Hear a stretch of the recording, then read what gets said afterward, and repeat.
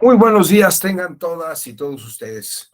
Espero que se encuentren muy bien este día martes 13 de septiembre, día cercano a las fiestas patrias. Mi nombre es Juan Abelardo Hernández. Bienvenidos a este diplomado de lógica jurídica electoral. El día de hoy vamos a hablar sobre el modelo, perdón, sobre el modelo de Aristóteles, el silogismo de Aristóteles. Es probablemente el modelo más famoso que se ha utilizado en el mundo jurídico, por lo menos en su teoría, aunque ya hemos visto el día de ayer que este modelo, pues, es el primer modelo lógico que se hizo. No existe un modelo lógico anterior. No hay ninguna herramienta lógica que haya existido previamente. Solamente hasta 23 siglos después, Gottlob Frege, perdón, desarrolló lo que es la lógica matemática. Es que tengo un inquilino que es un poco latoso. Pero ustedes, ahorita algo. Si se ponen eso lo saco. ¿Verdad, Juliana? ¿Usted también tiene gatos, Juliana? No, un perrito que luego lo tengo que andar aquí así. No, bueno, por más que cierre la puerta, esta ya aprendió a abrir la puerta. No, está hermoso, lo está cuidando. Mientras no me clave las uñas en la espalda, todo está bien. No, aquí le avisamos, Buen día. Buen día, muchas gracias. Bueno, pues vamos a comenzar, porque el silogismo es un universo muy grande. Y por aquí voy a empezar. El silogismo, pues hemos oído hablar que es precisamente hablar de la premisa mayor, la premisa menor y la conclusión. Y que la premisa menor es la ley, la premisa menor es el caso particular y la conclusión es lo que pasa de la premisa mayor, que es la ley, al caso particular. Y esto en parte podría ser cierto, pero, les voy a decir una cosa, el silogismo tiene reglas. El silogismo tiene reglas. Aristóteles desarrolla, o más bien crea y empieza a desarrollar el silogismo entre el siglo IV antes de Cristo, en una obra que se llama La Tópica, y luego en los analíticos, tiene una obra que se llama Los analíticos primeros y segundos. Y en esta parte de la obra de Aristóteles, ahí es donde precisamente perdón, ahí es donde precisamente él empieza a desarrollar toda esta idea, pero no la acaba. Aristóteles no termina de desarrollar el silogismo como lo conocemos hoy. De hecho, los seguidores de Aristóteles durante fíjense lo que voy a decir, casi 14 siglos, van a seguir trabajando el silogismo. La obra más terminada sobre silogismo, y ahorita van a ver ustedes por qué se tardó tantos siglos, no había computadoras. Si hubiera habido computadoras, pues a lo mejor se hubieran tardado menos tiempo, pero se tardaron porque el silogismo tenía que obedecer ciertas reglas para ser exacto, y se tardaron cerca de, les digo, 14 siglos, porque la obra más completa del silogismo la empezamos a ver, y las copias que hay de ella, más o menos hacia el siglo XVI, en el 1500. De hecho, entre el siglo XIV y, siglo XV, siglo XVI, aparece una obra del que será el Papa Juan XXII, ¿no? Que en realidad es una obra que ya trae las reglas del silogismo desarrolladas. Se tardaron, les digo, bueno, si son 400 antes de Cristo y los seguidores de Aristóteles, pues más bien entre el siglo XVI, estamos hablando casi 19 siglos, 18 siglos que se llevó a desarrollar este saber.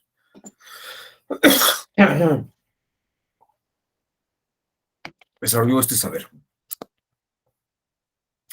van a ver ustedes que el silogismo tiene esas reglas.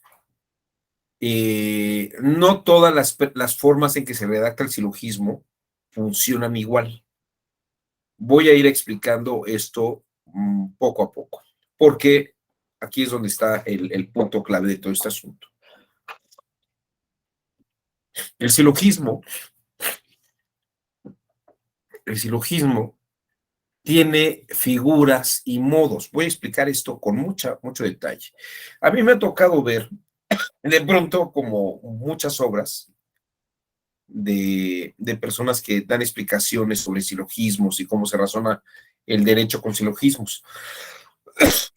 Pero a la hora de revisar estos libros, hay libros de derechos humanos, hay libros de cómo se redacta una sentencia, hay libros en donde se ponen muchos silogismos. Y les puedo decir, después de haber revisado varios de estos libros y haberlos estudiado, que muchos de estos libros tienen errores lógicos, porque no se siguen las reglas. Entonces, aparentemente silogismos. Se ve que estas personas escriben los libros y hablan de la lógica sin una asesoría de expertos en lógica. No voy a hablar mal de nadie, ni quiero decir nada mal de nadie, pero lo que les quiero decir es que cuando vean ustedes un libro que de pronto trata de dar una explicación lógica, tengan mucho cuidado porque tienen que ver si siguen las reglas del silogismo. Entonces, vamos a explorar estas reglas.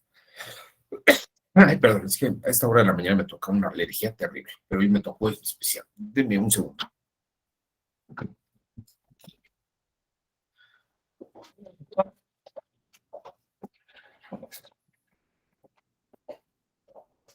Bueno, ya.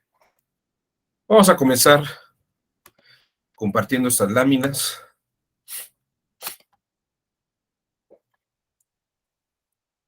Para empezar, ¿qué significa la palabra silogismo? La palabra silogismo, bueno, ayer vimos lo que significaba la palabra lógica. Silogismo viene de dos términos muy difíciles de pronunciar. Bueno, el primero es sil, que ese sí es fácil, que quiere decir juntos o en conjunto. El segundo término es logicestai, que significa considerar o calcular. Si ustedes recuerdan que el día de ayer hablamos que la lógica es unir elementos, reunir elementos y organizar los elementos, ¿no? Eso es leg o lego, de donde viene luego lógica. El silogismo es calcular con todas esas reuniones de operaciones en conjunto. Es considerar todo eso en un conjunto. Eso significa la palabra silogismo.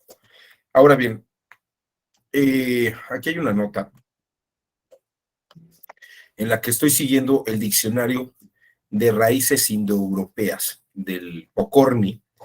Este es el diccionario de la protolengua que se llama el indoeuropeo. El indoeuropeo es una protolengua de la que derivan el latín y el griego. Y ahí dice el silogismos deriva de sil lego, que quiere decir juntar o poner resultado de algo, o logizomai, que se refiere a considerar, calcular o razonar. Es calcular en conjunto el silogismo. Un silogismo es reunir elementos considerados o calculados de cierta manera. Y la voz leg, que les decía ayer que de donde viene el ego, de donde viene lógica, es también el origen de las palabras legal, legítimo, legislador y lex. ¿Por qué? Pues es que la ley es un todo organizado, es un conjunto de normas compuestas para poder establecer un orden social, ¿no? Y de esa manera ustedes pueden ver que la lógica y el silogismo tienen una vinculación de operación mental con la ley.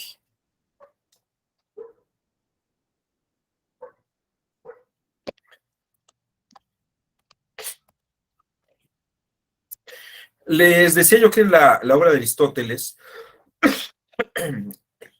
perdón ustedes, la obra de Aristóteles es donde encontramos el trabajo sobre el silogismo. Esto está básicamente en dos libros. Les dije que en los analíticos y en la tópica. Los analíticos se dividen a su vez en analíticos primeros y analíticos segundos. Los libros de Aristóteles se podrían dividir de varias formas. Hay libros que tienen conocimientos esotéricos, secretos, y exotéricos para todo el mundo. Pero hay libros que son de conocimientos y otros son para ordenar conocimientos, para poner en orden nuestros conocimientos. Los analíticos, la tópica, el libro de hermenéutica, el elenco de los sofistas. Estas obras en conjunto se les llama organón, porque organón en griego significa instrumento. El órgano de las iglesias o el órgano musical, en griego significa instrumento, es un instrumento. Curiosamente le pusieron al instrumento el nombre de instrumento en griego. Bueno, el organón son todos estos saberes que Aristóteles desarrolló para ordenar el pensamiento. Es decir, no son los libros de la metafísica ni de la ética, donde dan conocimientos. Más bien son libros para ordenar los conocimientos. Que los conocimientos que estamos trabajando sean ordenados. En estos libros, Aristóteles precisamente desarrolla y comienza a hablar del silogismo como la forma de ordenar el pensamiento. Ahora, vamos a entender cómo funciona la mecánica del silogismo. Todo esto es una introducción teórica, pero aquí es donde van a ver ustedes exactamente cómo funciona el silogismo. Este señor que ven ustedes aquí no es exactamente él, pero es una imagen que refleja a uno de los grandes discípulos de Aristóteles, que se llamó Porfirio, el sabio Porfirio. Porfirio, para explicar el silogismo, creó una cosa que se llama el árbol de relaciones. Porque el silogismo, como lo estructura Aristóteles, establece relaciones de género y especie. El día de ayer, si recuerdan, platicamos sobre la subsunción lógica. El silogismo tiene subsunciones lógicas y la lógica de la subsunción es una lógica de silogismo. Y aquí es donde está el punto. ¿Cómo funciona el árbol de Porfirio y cómo explica esto la lógica de Aristóteles y el silogismo? Bueno, como les digo, la lógica de Aristóteles funciona de géneros a especies. Y lo que establece primero es lo más genérico. Vamos a ver y pensar lo más genérico. Lo más genérico está hasta acá abajo, que es el ser. Las cosas son o no son. Y sobre las cosas que sí son, tenemos seres vivos y seres no vivos. ¿No? Prácticamente, por ahí podríamos comenzar. Fíjense que el silogismo de Aristóteles es muy radical. ¿Es o no es? Si no es, pues ya no hace falta platicar nada, porque sobre lo que no es, no hay nada que platicar. Pero sobre lo que sí es, vamos a ver qué cosas sí son y cómo son. Ahí él hace una gran distinción, que son seres vivos y seres que no están vivos. Sobre los seres que no están vivos, pues estamos pensando en los minerales, estamos pensando en metales, estamos pensando en el oxígeno, ¿no? O en gases, en fin, cosas que no tienen vida propia. Los cristales, por ejemplo, no es una cosa que no está viva, ¿no?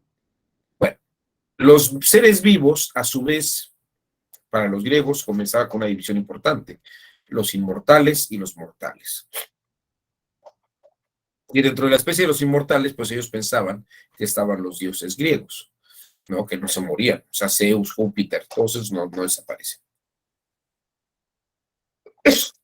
Dentro de los seres mortales, dentro de los seres vivos hay seres mortales. Y aquí empieza una gran gama interesante, porque entre los seres mortales tenemos invertebrados, vertebrados, podríamos tener, dentro de los vertebrados podríamos tener mamíferos y no mamíferos, dentro de los racionales Dentro de los vertebrados tenemos racionales y irracionales. Dentro de los racionales ubicamos al ser humano. Y dentro de la especie humana encontramos una subespecie de cada uno de nosotros. Juan, Daniela, Sócrates, Jantipa, etc. Entonces, si lo ven así, vamos de lo más genérico hasta lo más particular. Y aquí está la clave del silogismo. Lo que le pasa al género le va a pasar a sus especies. Por ejemplo, hombre es una especie de racional. Y racional es una especie de vertebrado. Y vertebrado es una especie de mortal.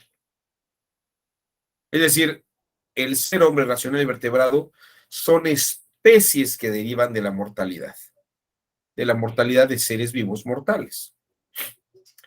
Si a los vertebrados les toca ser mortales, a los racionales les toca ser mortales y al hombre le va a tocar ser mortal. Entonces, si el hombre es mortal, la especie de los hombres, por ejemplo Sócrates, que es un hombre, le va a pasar lo que le pasa al género hombre, que es ser mortal. De ahí que vean ustedes la lógica del género y la especie. Diríamos que ser hombre se subsume de ser mortal, ser Sócrates se subsume de ser hombre y por lo tanto se subsume de ser mortal. Y ahí tienen ustedes cómo del género inferimos, es decir, podemos deducir de lo que le pasa al género, le pasa a la especie. Si a los hombres les toca ser mortales y Sócrates es hombre, a Sócrates le toca ser mortal. ¿Preguntas? ¿Comentarios hasta aquí? ¿No? No sé si alguna vez habían visto ustedes el... Sí, compartir la pantalla, ¿verdad o no? Sí vieron el silogismo. Si lo ven, el silogismo funciona con géneros y especies. Ahora, aquí empieza la primera. Adelante, José Luis, levantó usted la mano. Sí, buenos días a todos y a todas. Solo para preguntar, entonces, ¿el género lo podemos considerar como una norma universal? Es muy buena pregunta la que está haciendo. En el silogismo, sí. En el silogismo, los géneros son universales. Ahorita vamos a ver precisamente eso. No hay géneros particulares. Bueno, ya hasta el final va a ver usted lo que son los particulares.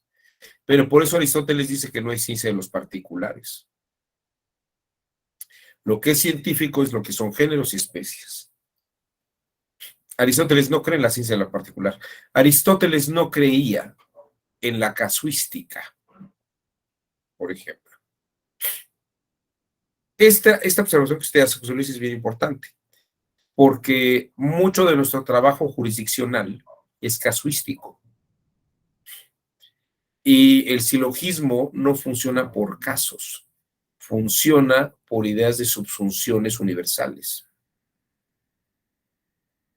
Ahí hay una observación y una limitante muy, muy importante que usted está haciendo. Pero vamos a verlo ahora con más calma. Pero así es como va la idea del silogismo, del género a la especie. ¿Sí quedó claro, José Luis? Perfecto. ¿Alguien más? ¿Algún otro comentario? ¿Alguna otra duda?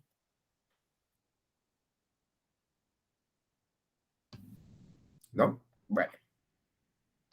Les voy a poner otro ejemplo para lo que Aristóteles consideraría que sí hay una ciencia.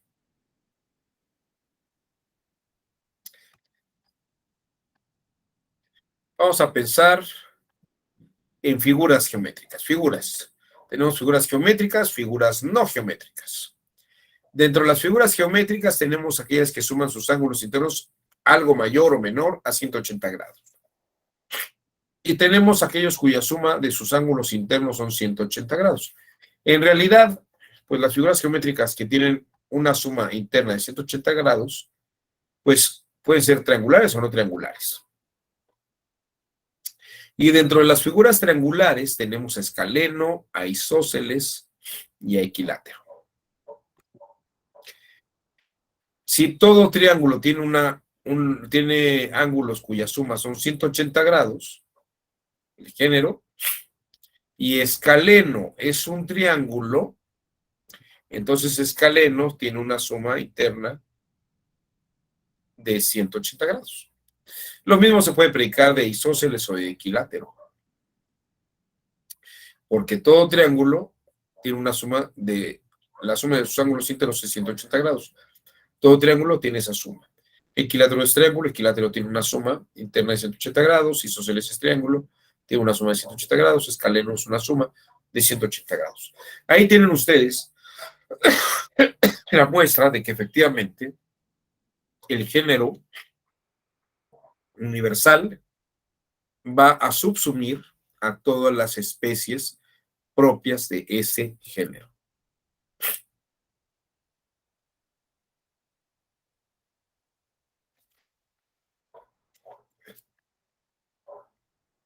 Bueno, miren, por ejemplo, bueno, antes de entrar en esto, no sé si hay dudas sobre lo que es la subsunción de género-especie.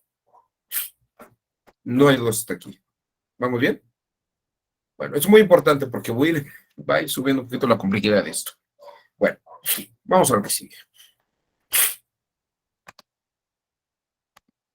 Vamos a hablar, ahora bien, los principios,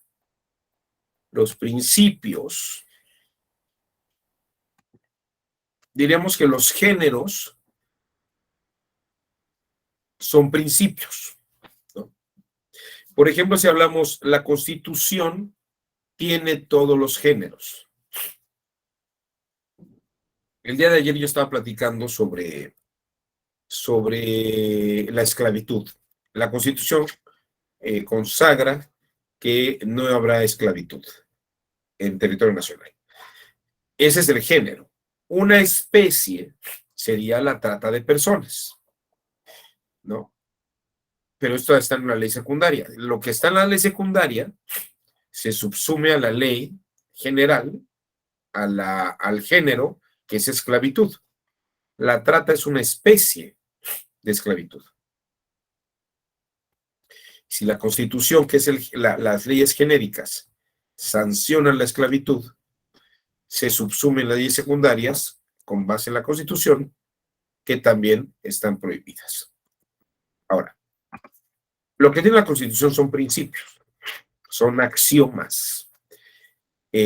Por ejemplo, en matemáticas, un principio, un axioma, en la multiplicación es el orden de los factores no altera el producto. El orden de los factores no altera el producto. Por eso 7 por 8 es 56 y 8 por 7 es 56. Diríamos que la multiplicación se subsume al principio axiomático de el orden de los factores no altera el producto. Si se fijan, estamos operando bajo el principio de género y la especie, que son las formas de multiplicación. El silogismo funcionaría con géneros universales y especies que siguen las reglas universales, como lo acabamos de ver en la geometría o como lo acabamos de ver en este ejemplo de la multiplicación. O cosas muy genéricas, como la mortalidad del ser humano y de Sócrates. Ahora bien, la pregunta que podríamos hacernos, miren, aquí está, el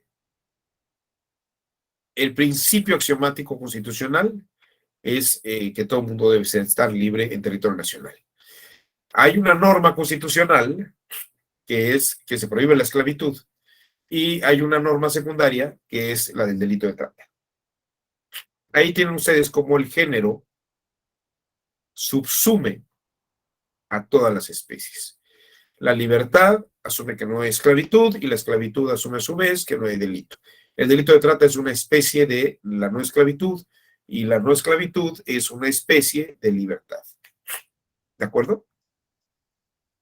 Ahora bien, en el caso de la norma moral, aquí hay que explicar esto, porque quiero que vean ustedes, si así funciona el silogismo y así funciona en el derecho, dice Hans Kelsen, vamos a ver cómo funcionaría en la moral.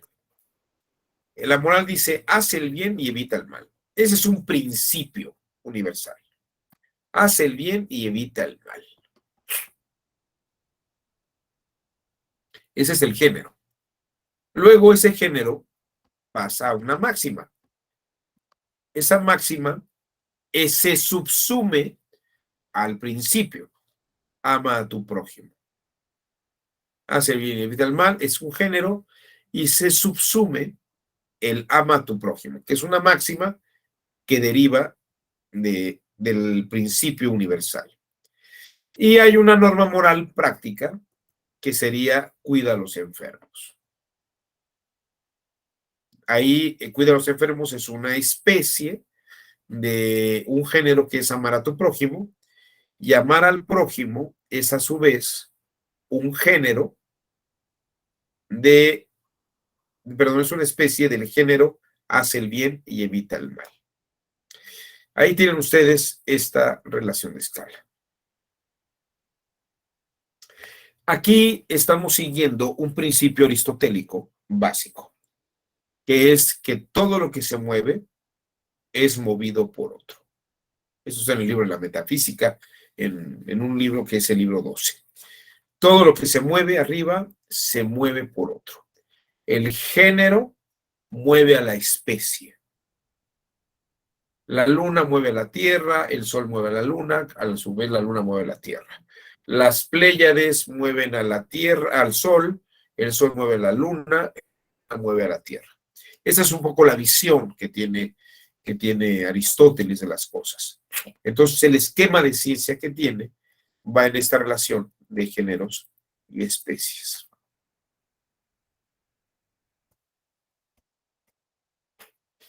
Es esta visión del mundo, del cosmos, en el que lo genérico va atendiendo y moviendo a lo particular. Lo particular se subsume a lo genérico.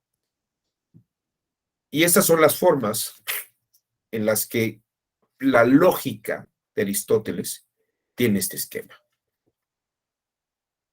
Hay un texto de Jorge Morán, un profesor de filosofía que murió relativamente hace poco, donde él estudia, hace unas traducciones de los textos de Tomás de Aquino, hace una traducción de los textos de Tomás de Aquino, que es el comentarista de Aristóteles,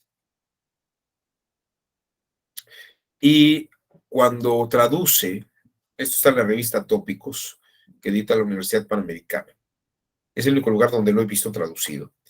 En el proemio que hace a los libros de lógica, en particular a la tópica, Aristóteles encuentra, Aristóteles dice algo que Tomás de Aquino lo traduce en esta idea.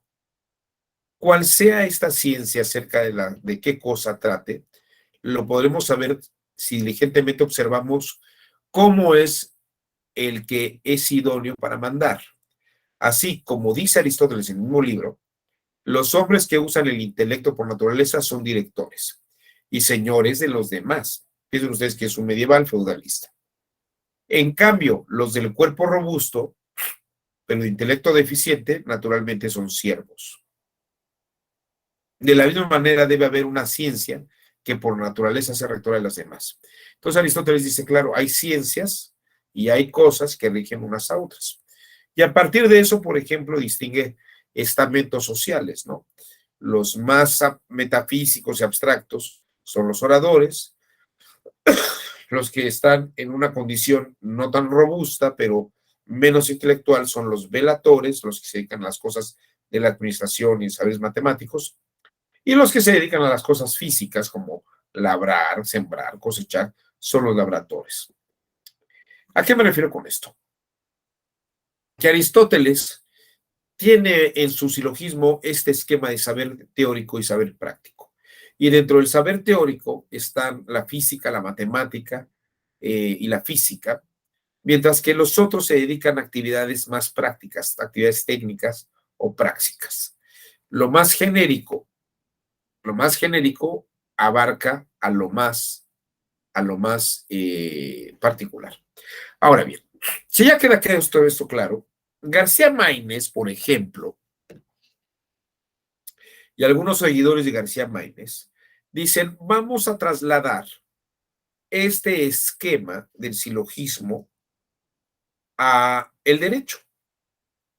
Y entonces vamos a buscar un ejemplo muy aterrizado del derecho. Recuerden que el género subsume a las especies. Y entonces, por ejemplo, me parece que es muy claro para todos los que estudiamos derecho, el convenio, que en el Código Civil Federal está en el artículo 1792, subsume como una especie al contrato. Vean ustedes, convenio es el acuerdo de dos o más personas para crear, transferir, modificar o extinguir obligaciones. El contrato, que es un artículo después de convenio, dice los convenios que producen o transfieren las obligaciones y derechos toman el nombre de contratos. Entonces, fíjense, el género es un acuerdo de personas para transferir, modificar y extinguir obligaciones. Y hay una especie que produce y transfiere obligaciones y derechos. Y esos son los contratos. Ahora, aquí es donde empieza un poco el tema. Los contratos pueden ser válidos o inválidos. Y los válidos son los que se perfeccionan por consentimiento y en forma establecida por la ley, o se perfeccionan por el mero consentimiento sin forma establecida por la ley. Y luego, solamente los que se perfeccionan por el mero consentimiento sin forma establecida por la ley, pueden ser bilaterales o unilaterales. Y yo me pregunto, ¿no puede haber una especie de contratos válidos de los que se perfeccionan por consentimiento y forma establecida por la ley, que sean bilaterales o unilaterales? Es decir, podríamos tener contratos bilaterales y unilaterales, tanto en la especie de los que siguen la forma de la ley, como de los que no siguen la forma de la ley. Y aquí es donde podemos ver que empieza a haber un quiebre, porque la pregunta es, ¿todo el derecho tiene géneros y especies tan claros como lo que hemos visto, matemática y moralmente hablando? Es decir, así como las normas morales y todos estos saberes siguen estas reglas. Ese es uno de los temas esenciales de lo que estamos platicando hoy. El derecho tiene una estructura de géneros y especies. Piensen ustedes en la pirámide kelseniana. Tenemos la Constitución, leyes primarias, leyes secundarias, circulares, ¿no?, reglamentos circulares. Todo el derecho tiene una estructura de subsunciones de géneros, especies.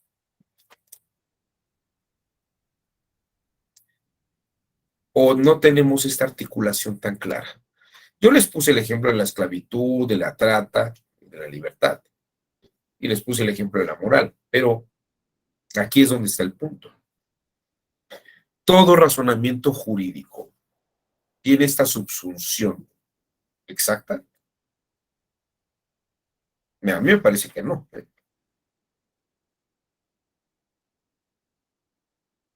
Porque fíjense, si así fuera de fácil, todo tendría una normatividad de estructuración lógica rápidamente. Y podríamos resolver con silogismo cualquier cosa. Pero la realidad, y sobre todo la realidad jurídica, no tiene esta estructura de comportamientos universales. Porque los comportamientos humanos pueden clasificarse, pero se puede establecer una jerarquía de conductas, subsumirse de la manera tan clara en todos los casos. Yo les preguntaría, ¿cómo podríamos subsumir el resto de los principios al resto de las leyes? O sea, todos los principios constitucionales son los principios que rigen el resto de las normas, o aparecen de pronto principios dentro de leyes secundarias que no se infieren y no derivan de la Constitución. Y eso no los hace inconstitucionales. ¿O sí?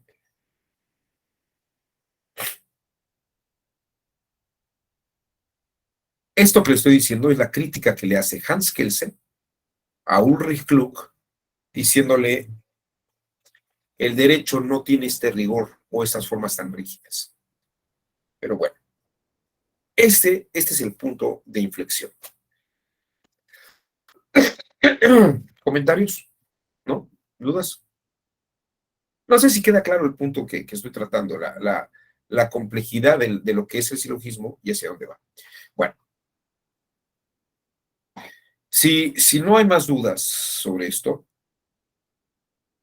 pues vamos a entrarle al toro por los cuernos. Ayer lo dije y solamente lo menciono. Esta lógica de Aristóteles es a la que se refiere el Marqués de Beccaria en su libro de 1764. En todo delito, el juez debe hacer un silogismo perfecto. La mayor debe ser la ley general, la premisa mayor. La menor, la acción conforme o no a la ley. Es decir, las conductas humanas se ajustan o no se ajustan a la ley. Y si se ajustan a la ley, se da una consecuencia, que es la libertad o la pena. Así de rígido, así de claro. Esto lo platicamos el día de ayer. Bien. Ahora bien, vamos a ver ahora cómo opera un silogismo. Aquí voy un poco más despacito. Si hay algo que duden o sospechen que no ven claramente, me detienen. Porque si no se entiende esto, ya no se entiende nada. Esto que voy a explicar, a veces lleva una semana de clases en la escuela, pero yo creo que tampoco está tan complicado. Miren ustedes.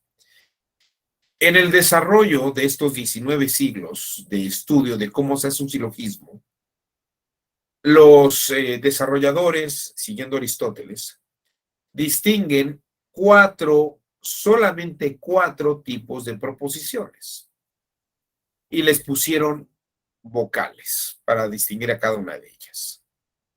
Las proposiciones tipo A son universales afirmativas. Las proposiciones tipo A son universales afirmativas. Es decir, se afirma algo de todos los integrantes de todas las especies de un género. Por ejemplo, todos los pájaros vuelan. Todos los pájaros son la especie que está en el género de los seres vivos que vuelan. Estas son proposiciones tipo A. Se afirma algo positivo de todos los integrantes de una especie. Como que todos los hombres son mortales. Todos los pájaros vuelan. Esa es una proposición tipo A.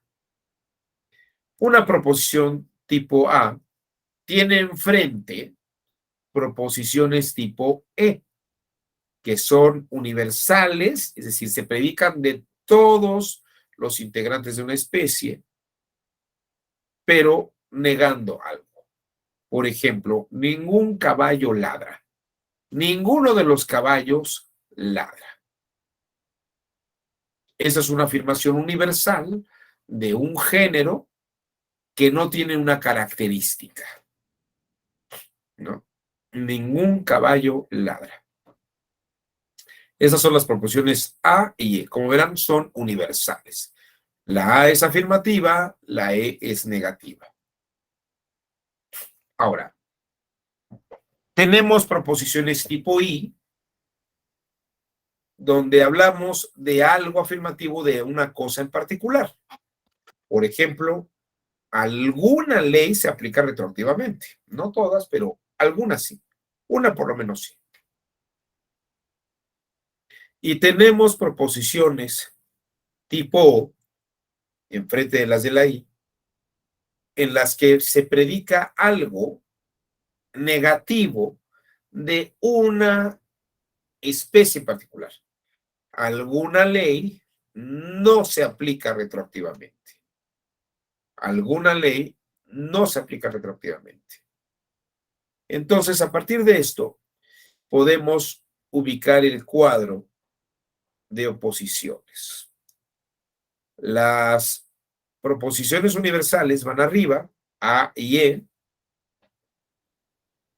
abajo las particulares, I y la O.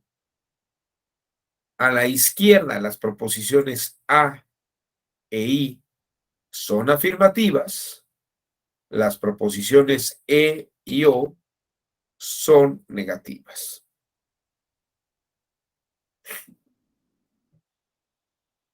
Si ustedes quieren todavía un poco más de especificaciones, la A y la E son contrarias. La I y la O son contrarias.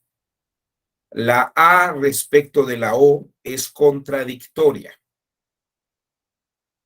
Y la E respecto de la I es contradictoria.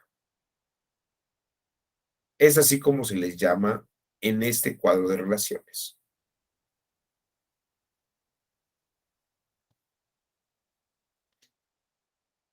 Vamos a poner un ejemplo.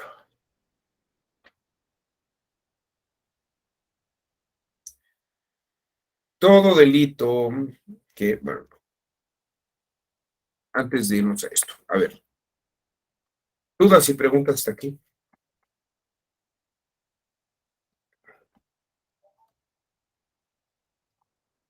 Vamos a ver.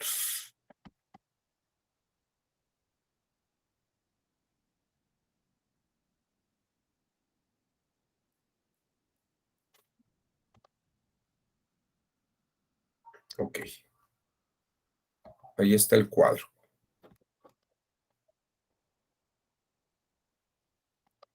¿Se entienden estas formas de proposición? Solamente pueden ser estas formas de proposición. Solamente estas. ¿De acuerdo? Bueno.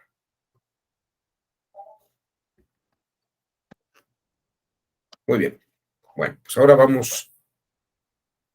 vamos a lo que sigue. Vamos a ver las reglas del silogismo. El silogismo tiene reglas. Vamos a ver cuáles son estas reglas y vamos a ver si se siguen.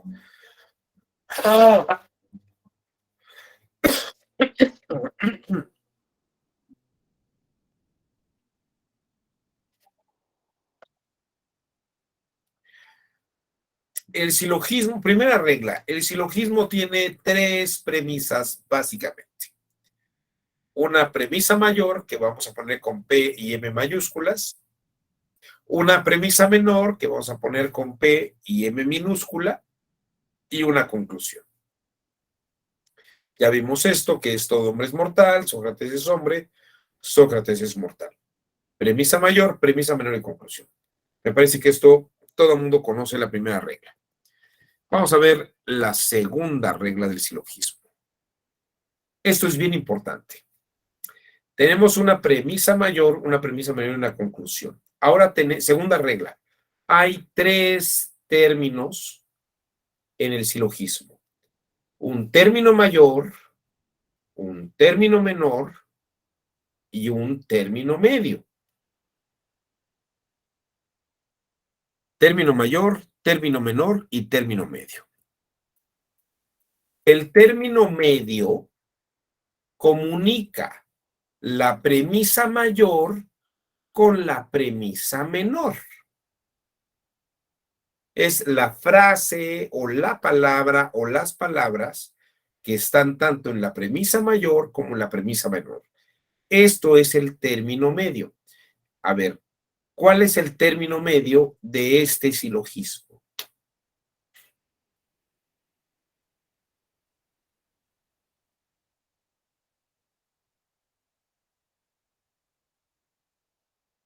Repito, a ver, vamos a ver. Jesús Alberto, levantóse la mano, adelante. Perdón, Sócrates es hombre, sería lo que comunica la premisa mayor con la premisa menor en el ejemplo. A ver, Sócrates es hombre, está en la premisa menor. Correcto. Ahora, el término medio es el que comunica la premisa mayor con la premisa menor. Es decir, está en la premisa mayor y está en la premisa menor. Puede ser una palabra, puede ser una frase. ¿Qué está tanto en la premisa mayor como en la premisa menor? José Luis. ¿Sería mortal? Bueno, mortal está en la premisa mayor, pero no está en la premisa menor, José Luis. Hombre. Ok. Hombre, Jesús Alberto. Perdón, también hombre es el término que comunica a los dos. Exactamente. El término medio es hombre. Está tanto en la premisa mayor como en la premisa menor. Ese es el término medio. Y de una vez les digo otra regla que va a venir. El término medio nunca pasa a la conclusión. El término medio nunca pasa a la conclusión. Solamente comunica la premisa mayor con la premisa menor.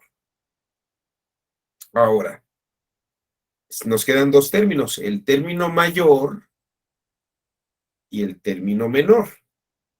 El término mayor está en la premisa mayor, pero no es el término medio. Repito, el término mayor está en la premisa mayor, pero no es el término medio. José Luis. Ahí sí sería mortal. Efectivamente, mortal es el término mayor, porque está en la premisa mayor, pero no es el término medio, porque el término medio es hombre. Ahora, el término menor está en la premisa menor y no es el término medio. ¿Cuál sería el término menor?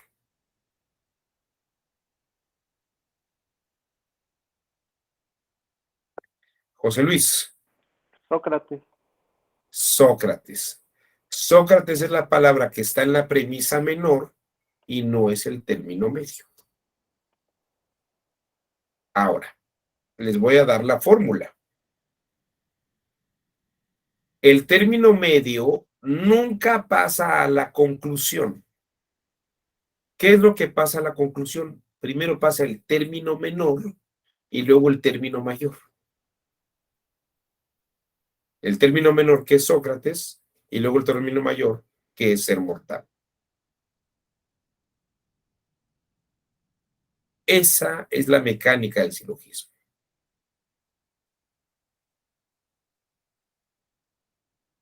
¿Se ve? Déjenme comentarles algo que es bien importante. En un silogismo, no basta con decir que la premisa mayor es la ley y la premisa menor es el caso. Para que el caso se subsuma en la premisa mayor, tiene que tener un término medio. Es decir, las palabras que están en la premisa mayor, como término medio, tienen que estar en la premisa menor. Si no están, no hay un silogismo. Si no hay término medio, no hay silogismo. Parecerá un silogismo, pero no es un silogismo.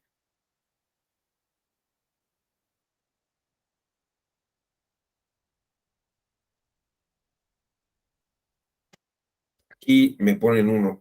Todo delito que se persigue por querella prescribe en 1 año. Premisa menor. El delito de allanamiento se sigue por querella. Conclusión. El delito de allanamiento prescribe en 1 año. El término medio, como se puedan dar cuenta, está aquí marcado en amarillo. Se persigue por querella, se sigue por querella. Bueno, aquí persigue y sigue, pues es lo mismo. Pero se sigue o se persigue por querella. Ahí comunicamos. Se sigue por querella es el término medio. Ahora dice todo delito que prescribe en 1 año. Y en la premisa menor, ese sería el término mayor, el delito que prescribe en 1 año. Y luego el término menor es el delito de allanamiento. El término medio no pasa a la conclusión. ¿Qué es lo que pasa a la conclusión? El término menor primero, el delito de allanamiento, y hablo acá arriba, prescribe en 1 año. El término mayor, que no es el término medio. Prescribe en 1 año, va al predicado, ¿no? El delito de allanamiento va al sujeto.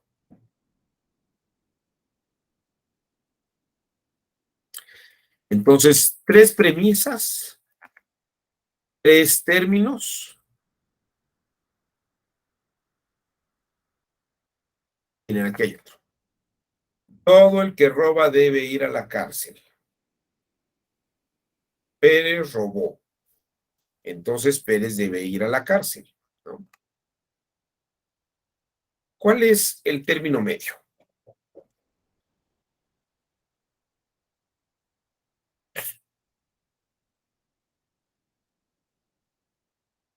Robar. Robar es el término medio. Muy bien, Fidel. El término medio. Porque está en la premisa mayor y en la premisa menor. ¿Cuál es el término mayor?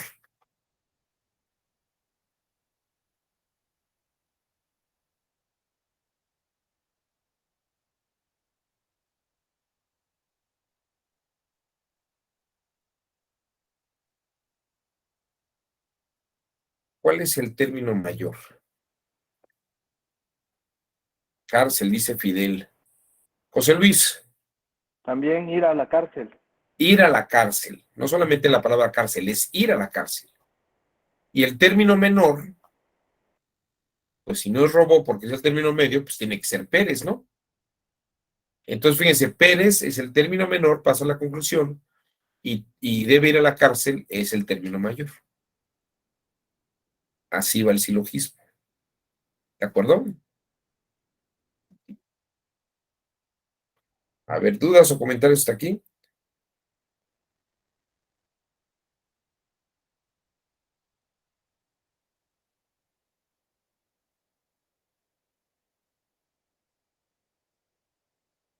Ok.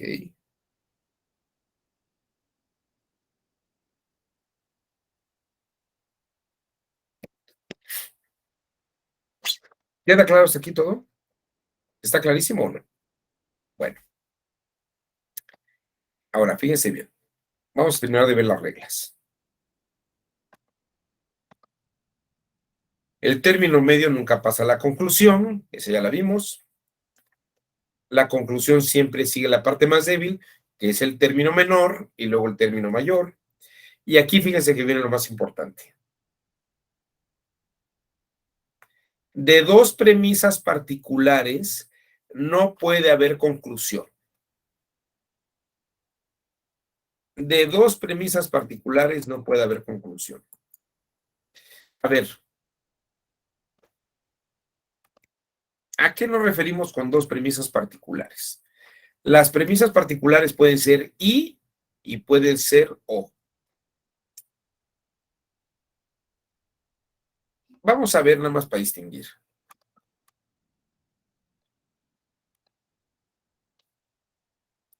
Todo hombre es mortal. ¿Qué tipo de proposición es esa? ¿Es una proposición tipo A, tipo E, tipo I o tipo O? Jesús Alberto. Tipo A, porque es universal y es afirmativa. Exactamente, es universal y afirmativa. Entonces ya de esa universal, pues podemos decir que sí se puede seguir algo. Sócrates es hombre, Jesús Alberto, ¿qué tipo de proposiciones?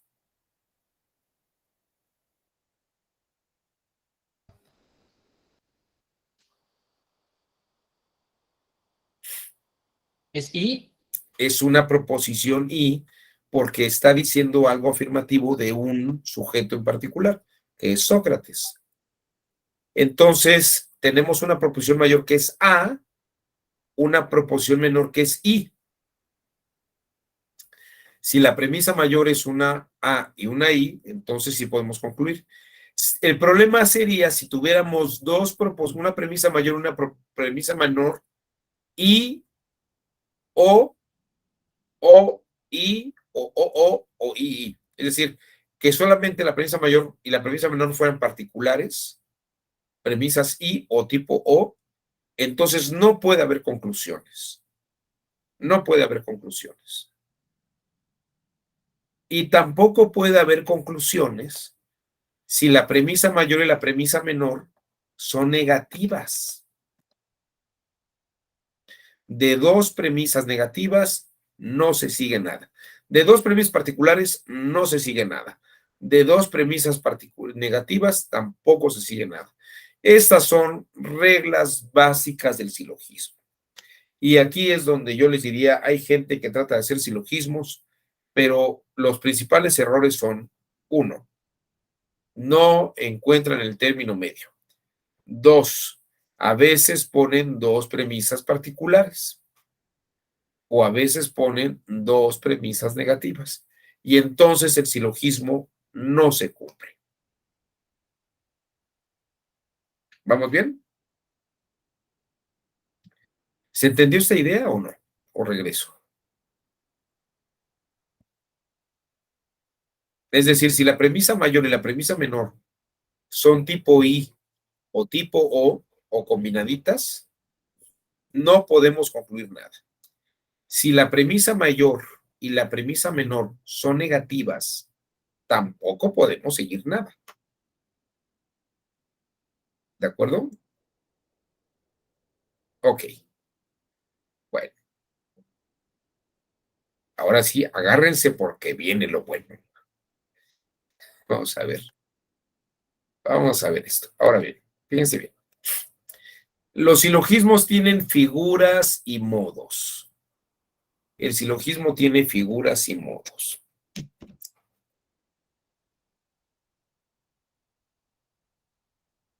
A ver, voy a regresar para acá. Fíjense, este es el silogismo. Recuerdan aquí que el término medio es hombre, ¿cierto? El término medio es hombre. Quiero llamar su atención sobre lo siguiente.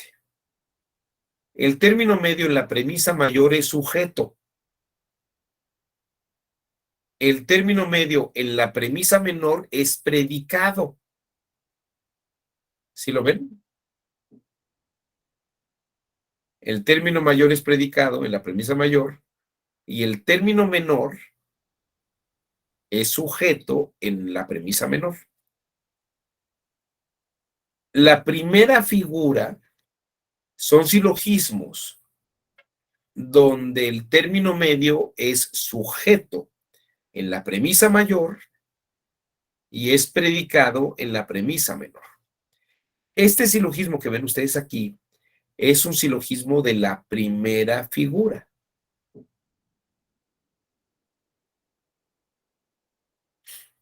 ¿Sí? Ahora fíjense bien. ¿Dudas? ¿Dudas de esto que acabo de decir? ¿Se entendió? Bueno.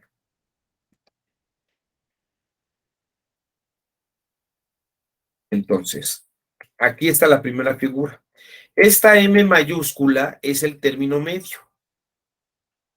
En la primera figura, la M es el término medio.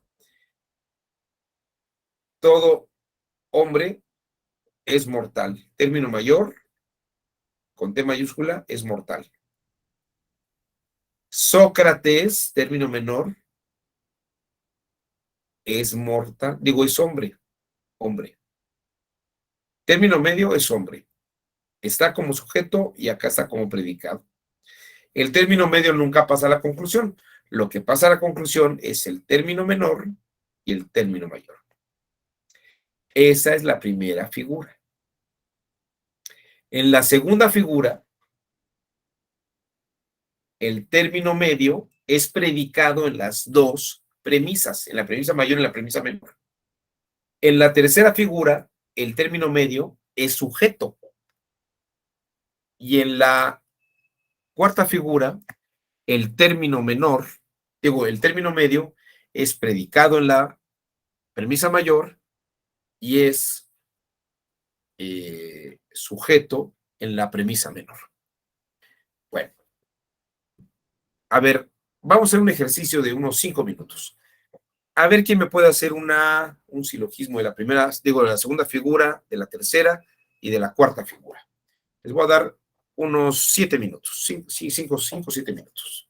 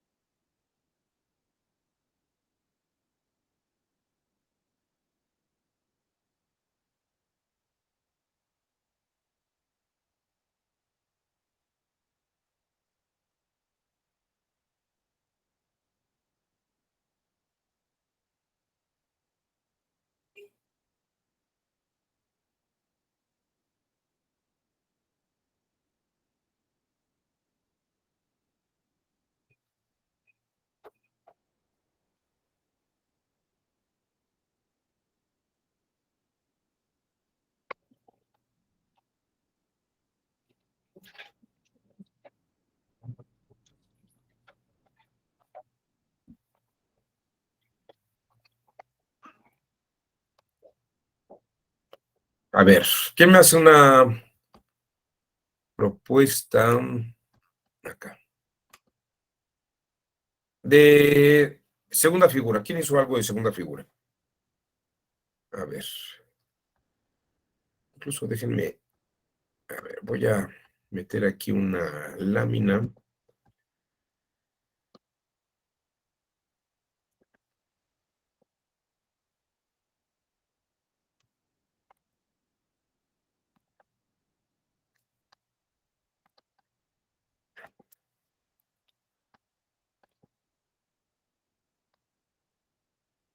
A ver.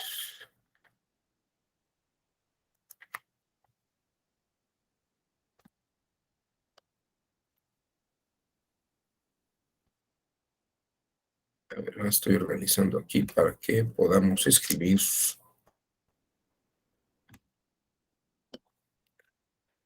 Ok. A ver, ¿quién me da un ejemplo de un silogismo de la segunda figura? O de la tercera figura. A ver, ¿o qué tienen? ¿Cuál hicieron? Digo, no tiene que ser jurídico, hagamos algo más sencillo.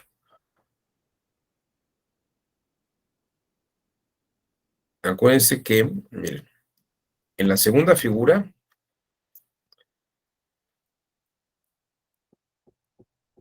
El término medio es predicado.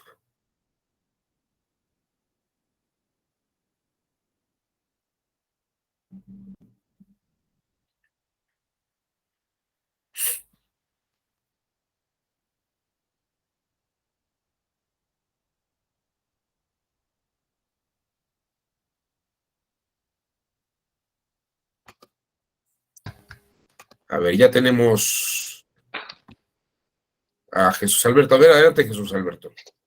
Gracias. Uno muy sencillo, doctor. Pues, Sobre la segunda figura, a ver, los perros ladran. bueno, los perros, vamos a ponerle todos los perros ladran. Ok. Ok. Todos los perros ladran. ¿Tu premisa menor? El Doberman ladra. El Doberman ladra. Ok. Ajá, Y si no me equivoco, la conclusión sería: el Doberman es un perro. correcto. El Doberman es un perro. Correcto. Ladran es el término menor y Doberman es la premisa menor, el término menor y perro es el término mayor que pasan en la conjunción. Muy bien, Jesús Alberto. Excelente. Eso es segunda figura, ¿no?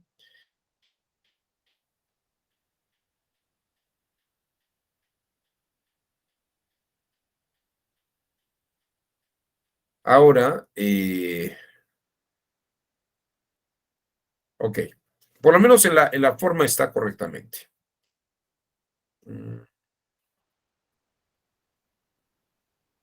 Ok, vamos a dejarlo así. Del Doberman es un perro.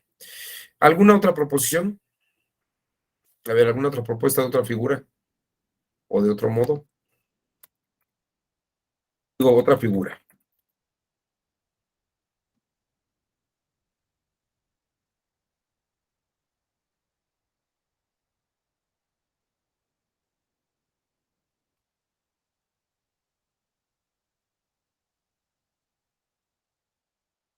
De la tercera o de la cuarta figura.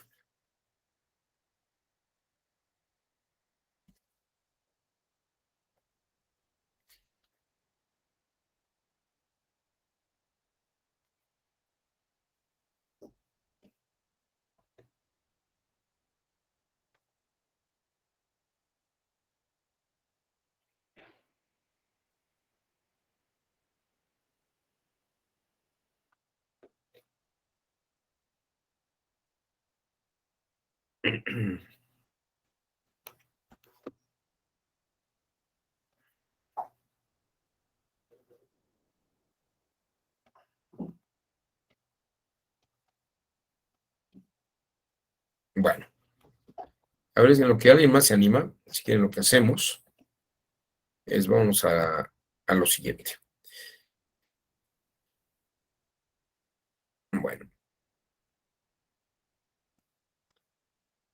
ya vimos las cuatro figuras. Ya vieron más o menos cómo funcionan. Ahora bien, los medievales revisaron las posibles combinaciones de proporciones I, E, A, I, A, O, ¿no? Y empezaron a hacer como revisar qué silogismos funcionan y cuáles no. A ver, Juliana, yo me perdí en el significado de las letras de las figuras. Ok, Juliana, mire, vámonos para atrás.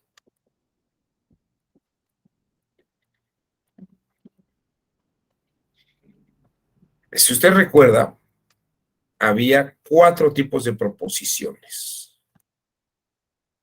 Las proposiciones tipo A, que son afirmativas universales, E, negativas universales, I, afirmativas particulares, y la O, negativa particular. Ahora, vamos a ver este silogismo. Si usted se da cuenta, Juliana, todo hombre es mortal, tiene que ser proporción A, E, I u O, alguna de las cuatro. ¿Cuál le parece a usted que sea el tipo de proporción tipo todo hombre es mortal? Pues esa sí había quedado que es la A La, universal ok. positiva, ¿no? Ajá. Sócrates es hombre, es una I, ¿cierto? Así es. Y Es la conclusión, ¿qué tipo de proporción es? la conclusión, Sócrates es mortal.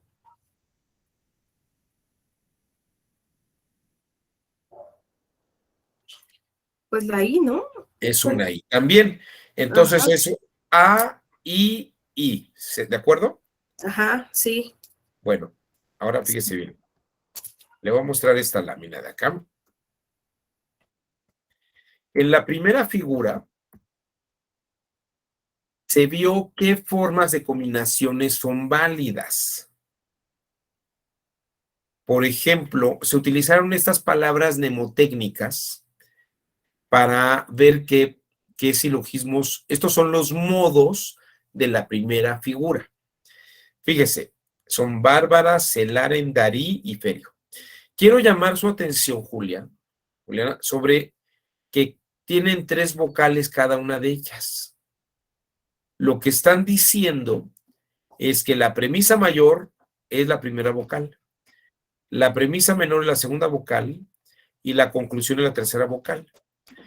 Si usted se da cuenta, todo hombre es mortal. Es una proporción tipo A.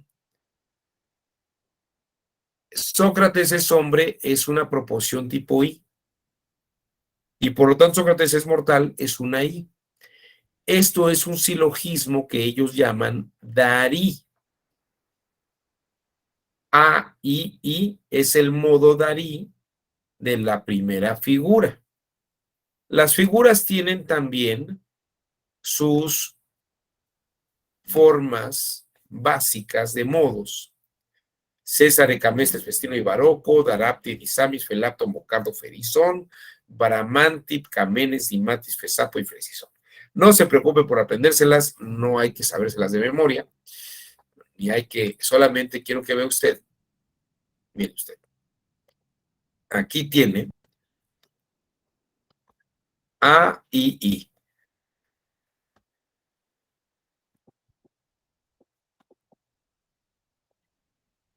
Todo hombre es mortal es A, Sócrates es hombre es I, y Sócrates es mortal. El término medio es sujeto en la premisa mayor, es predicado en la premisa menor, es de la primera figura del modo Darí. Entonces, este silogismo es válido. ¿Sí? Vamos a ver este otro de acá, por ejemplo. ¿Qué figura es este silogismo? Roba ya quedamos que es el término medio. Aquí está como sujeto y acá abajo está como predicado. Entonces, ¿qué figura es?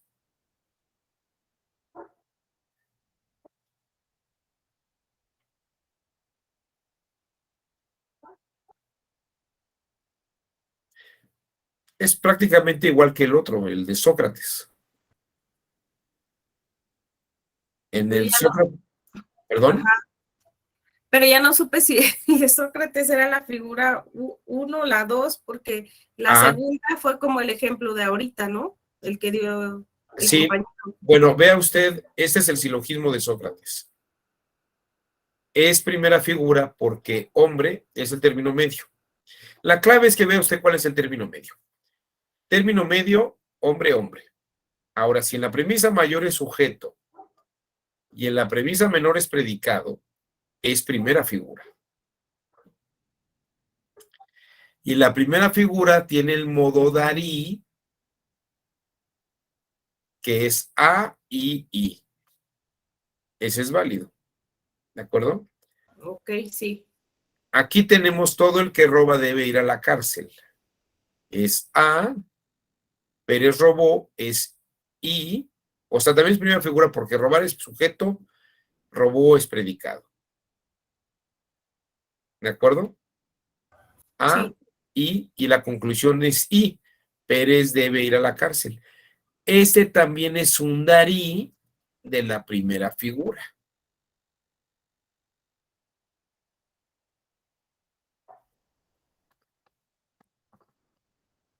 Ahora, si usted ya cachó esta idea, sí. vamos a ver, fíjese lo que vimos ayer, este señor Schopenhauer que tiene cara de malcarado.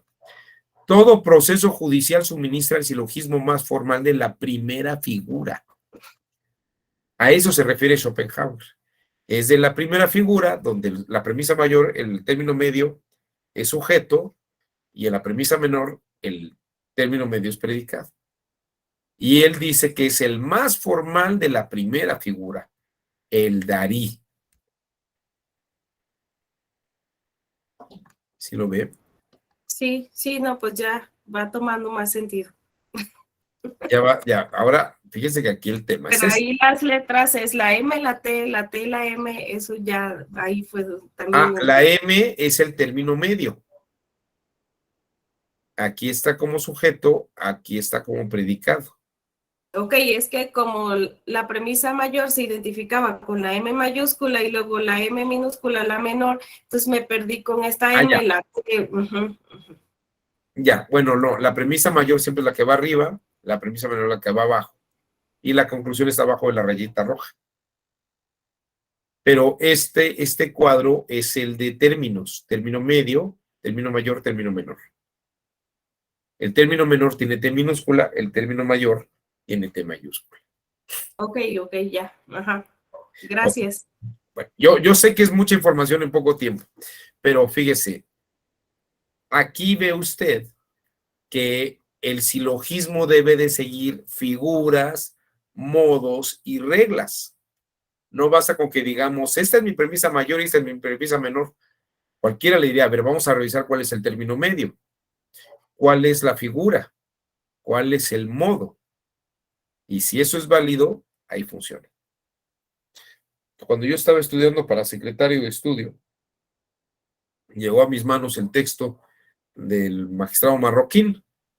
Es una figura importante en el medio.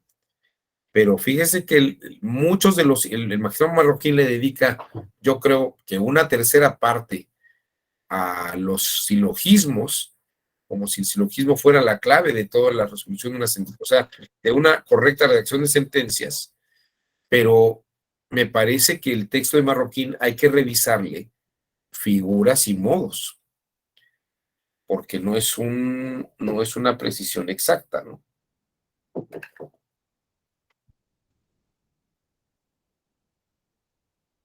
Eso es lo que luego confunde a la gente. Pero si usted ya entiende esta idea de los términos, las figuras y los modos, se va a dar cuenta que hacer un silogismo es más complicado que ser chilaquiles. No es, no es tan fácil. No es tan fácil. Entonces, para cualquiera que se aviente un silogismo, pues yo dudaría muchas cosas. Mire, vamos a revisar este de acá. Todo delito que se persigue por querella prescribe en 1 año. El delito de allanamiento se sigue por querella. ¿Qué figura es esta?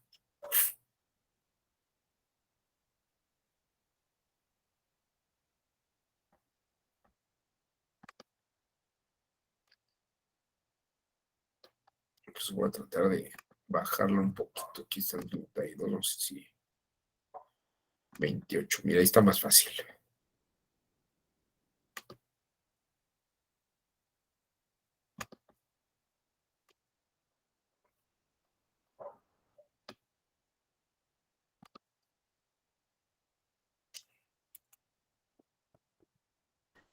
La Igual segunda. la, Perdón, Juliana. la primera, ya no sé. Es primera. Fíjese que Ajá. sí, tiene usted razón, Juliana. Sí es primera. Le voy a decir por qué razón. Porque este es sujeto y este es predicado. Lo que pasa es que están en amarillo y parece que están en el mismo lado. pero aquí se prescribe en un año. Esto es el predicado. Es primera figura, no es segunda. Por eso déjeme, voy a bajarlo un poquito más. Ahí está. Aquí está como sujeto. A ver. Ahí se va a ver claramente.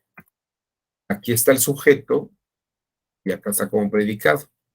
Prescribe en un año, es el predicado, y delito de allanamiento es sujeto en la premisa menor. ¿Qué pasa? El término menor y el término mayor. Y si es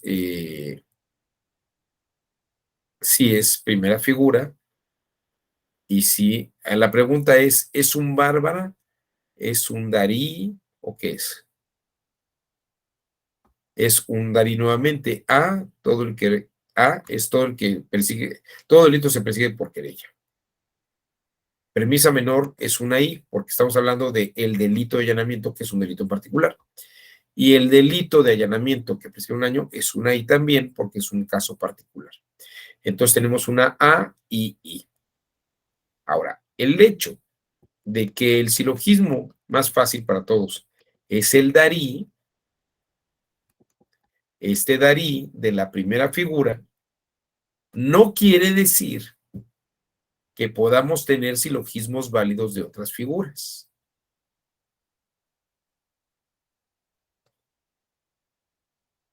Por ejemplo, Jesús Alberto ahorita hizo un silogismo de segunda figura.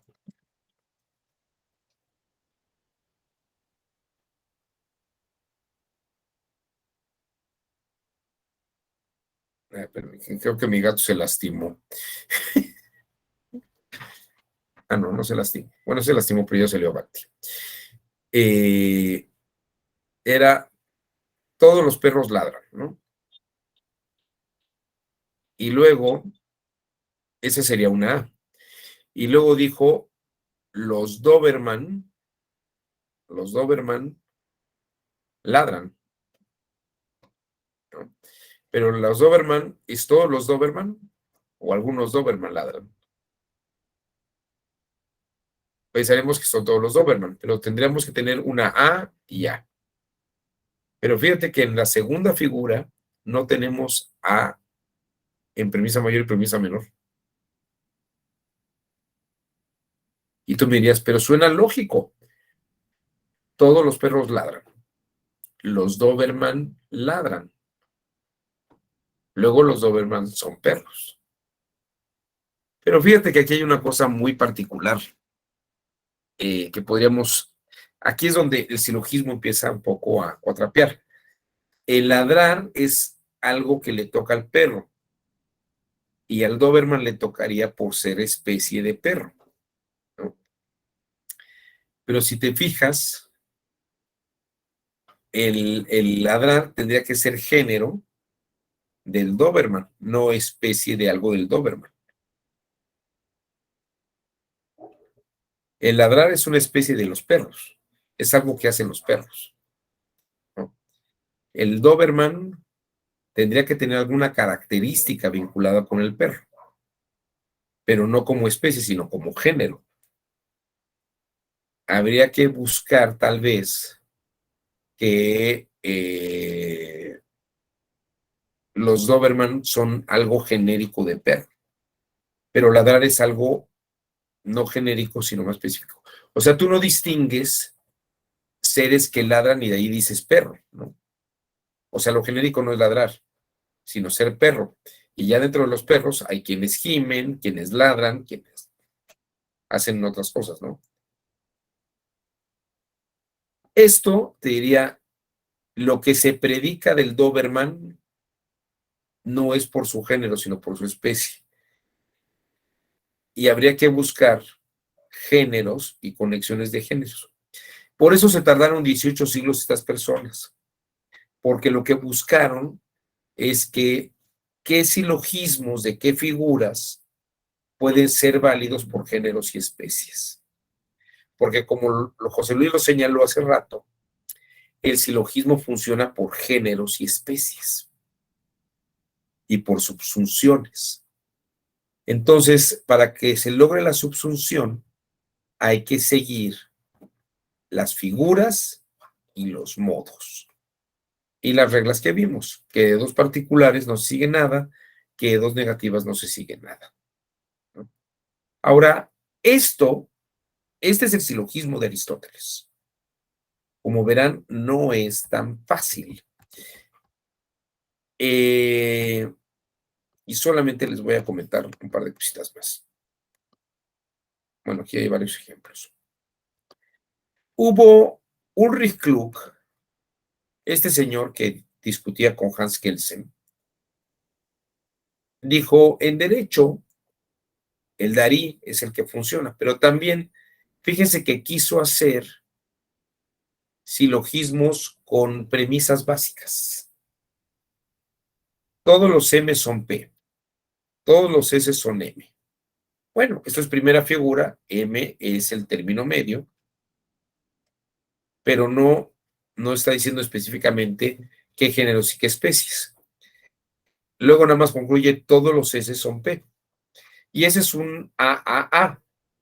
Todos los M son P, todos los es una A, todos los S son M, es una A, por lo tanto, todos los S son P. Este es un silogismo bárbara de la primera figura. Y luego, a partir de esta idea, algunos, como Christopher von Sigwart, empezaron a hacer silogismos con lo que llaman formas hipotéticas. Si algo es M, entonces es P. Si algo es S, entonces es M. Quiero que vean que sigue la misma forma de un silogismo, premisa mayor, premisa menor. La M es sujeto en la premisa mayor y es predicado en la premisa menor. Y concluye luego, por lo tanto, algo S es entonces P. Pero ya está modificando y está jugando, ya no es todos o algunos, ya está diciendo si algo y luego si algo. Pero ¿qué pasa con este si algo? Está hablando de particulares. Está hablando de particulares. Aristóteles le diría a Sigwart, este silogismo no es correcto porque hace falta una premisa universal,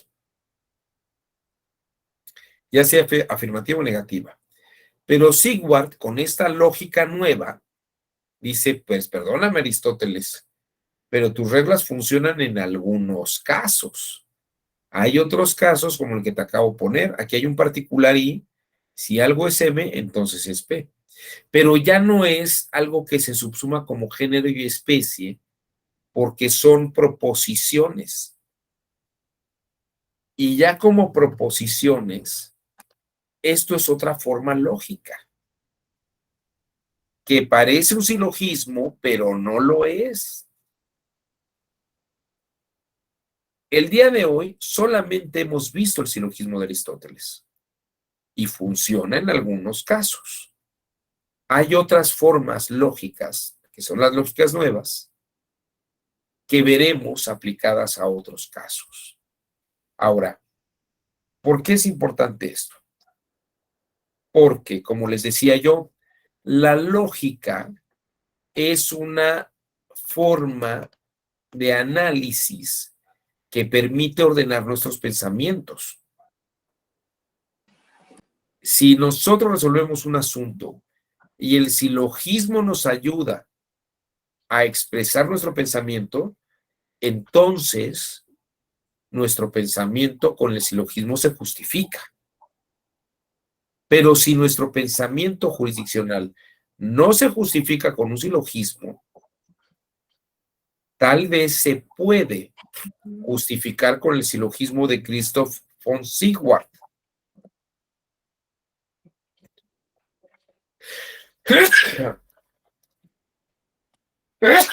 Perdón ustedes.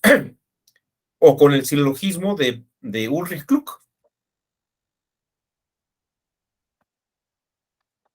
O Vamos a ver otros tipos de silogismos. Vamos a ver. Bueno, ya que no. Hay otros tipos de silogismos que no son como el de Aristóteles, pero también nos sirven para razonar y explicar ciertos razonamientos. Daniela, levántose la mano, le escuchamos. Buen día, doctor. Sí, disculpe, antes de continuar, a mí sí me quedó la duda en el segundo ejemplo. Entonces, en lo de el Doberman es un perro, ahí ya no aplica en un silogismo para Aristóteles, ¿o cuál letra sería?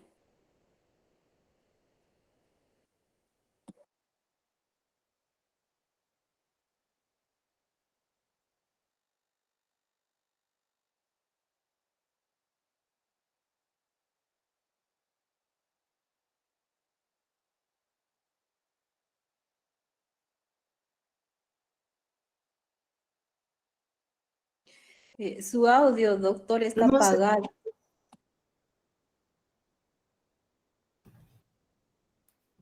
Ahí está. Perdón. Lo que se permite en la segunda figura es E-A-E. A-E-E. E-I-O. O A-O-O. Vamos al ejemplo del Doberman, que está por acá. Bueno, creo que. A ver. Jesús Alberto. Aquí está. A ver. ¿Me lo puedes repetir? Todo perro ladra, ¿no? Todos los perros ladran. Todos los perros ladran. Luego, la premisa menor, si me permite A, ya tengo una premisa A, ¿no? Es más, voy a ponerle aquí A. Es una premisa A, todos los perros ladran. La premisa menor, me dijiste, Los Doberman ladran. los Doberman ladran. Esta es una proposición tipo Y los Doberman. como es este plural, no es un caso en particular, ¿verdad? Es todo el género particular, ¿no? Correcto.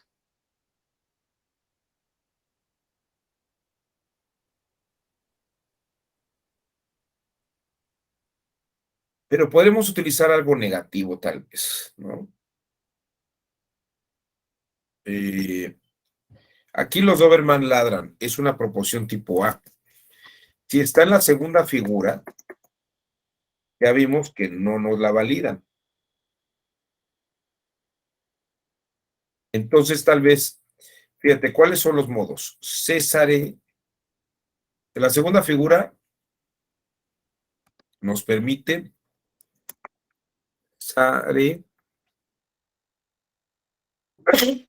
ay, perdón, nos permite combinaciones Césare, EAE, tres, AEE, destino o varó.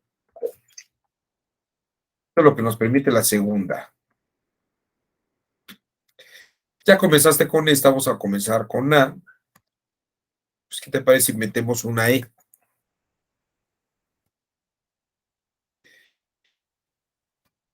Una E.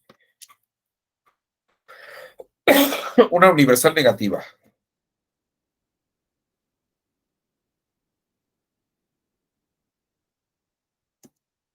Por ejemplo, ningún gato ladra.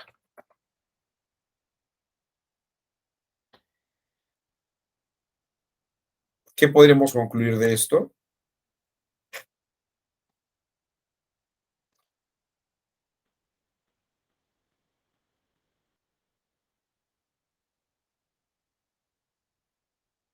Que ningún gato es perro.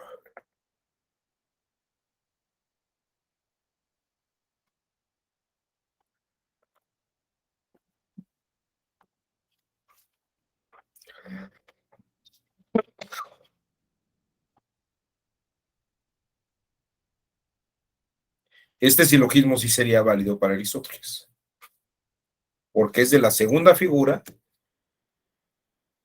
y es un AEE, camestres.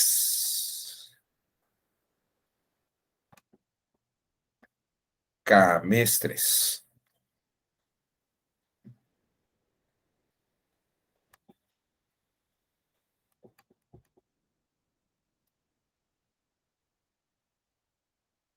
Porque estamos hablando de universalidades que le tocan a los géneros, no a las especies. Se subsume que ladrar es propio de los caninos. Se subsume que los gatos maullan. Luego, en estos universales, como decía José Luis, pues no funciona ahí, los gatos no ladran, ni los perros maullan. Como verán, esto funciona también si hablamos de casos genéricos.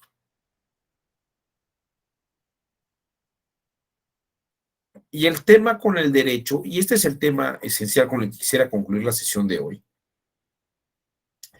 el silogismo funciona muy bien en ciertos modelos de razonamiento, que son muy generales y hay subfunciones. Pero eso no quiere decir que todas las jueces y los jueces, todas las abogadas y abogados, todas las magistradas y magistrados, todos los ministros y ministras razonen con silogismos. Hay razonamientos jurídicos que encuadran muy bien en el silogismo. En el año 1973, si yo mal no recuerdo, o 72, hace casi 50 años, el ministro Aguilar Álvarez Bay proponía que todos los asuntos de la Corte se resolvieran al modo del silogismo para que quedara claro cómo estaba estructurado el derecho. Esa propuesta del ministro Aguilar Álvarez se perdió en la noche de los tiempos, porque hacer silogismo, si ya resolver un asunto, hacer el proyecto de una sentencia es complicado. Ahora imagínense, Juliana, pasarlo a ver qué figura es, de qué modo. No, pues es muy complicado. Es muy complicado. Y además está mostrado y se comprueba que no todo razonamiento cuadra dentro de un silogismo, porque habría que tener esta subsunción de universales y particulares, de géneros y especies. Esto con la finalidad de decirles, el silogismo sirve, pero con sus reglas y sus formas. No sé si le quedó más claro ahora, Daniela. Sí, doctor, muchas gracias. Esto lo enseñaban antes en algunas preparatorias. Creo que ahora la UNAM, las preparatorias son vinculadas con la UNAM, o algunas universidades, algunas preparatorias vinculadas con las universidades públicas, dejaron la materia de lógica, donde se veía esto, ¿no? Pues sé que era un poco farragoso y para muchos, pues era terrible cómo se iba a estar enseñando lógica con eso, ¿no? Pero me parece que tiene sus ventajas y tiene sus encantos. Yo creo que hay muchas otras formas lógicas que verán ustedes a lo largo de este curso, pero el silogismo fue muy famoso y se ha querido utilizar para todo. Y como es igual un poco que la pomada de la campana, el Big Vaporub y la vitacilina, sirve para muchas cosas, pero no para todo. Entonces, el silogismo tiene estas cualidades. Funciona para muchas cosas, pero no para todo. Y yo les diría, lo que he querido mostrar hoy es este acercamiento, y todos los libros que de pronto digan ustedes que tienen silogismos y que tienen razonamientos silogísticos, lógicos, sobre asuntos jurídicos, yo los vería con sospecha. Primero siéntense a ver si tienen las figuras, si tienen los modos, si siguen las reglas. Y si sí, entonces es un silogismo. Si no, y tienen la forma de silogismo, tengan por seguro que es una falacia es un argumento verosímil, pero no verdadero, es decir, parece verdadero, pero no lo es. Y es un argumento, pues, que tiene trampa. Hasta aquí, el día de hoy, de silogismo. Fue una mañana un poco cansada. Es un tema, probablemente dentro de los temas de la lógica, es el más pesado de todos. Y no es menor, pues eso es la lógica de Aristóteles. Espero que haya sido de su interés, espero que la hayan pasado bien, que se hayan entretenido haciendo silogismos.